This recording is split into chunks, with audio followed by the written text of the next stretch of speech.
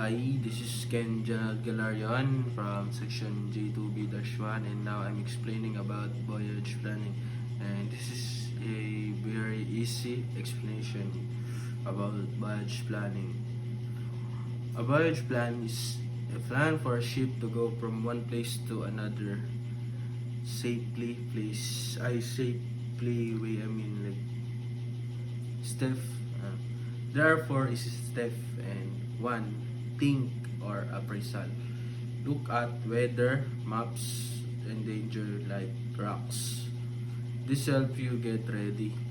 And the number two is plan or route. Choose where the ship will go and draw the path and pick safe areas. This is like using GPS. And the number three is go or execution.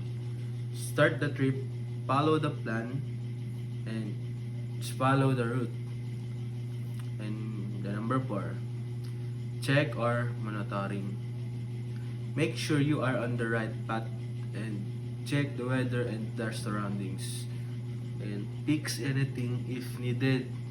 And sa one line answer is a voyage plan helps a ship travel safely by thinking, planning, going, and checking. That's for all today. Thank you.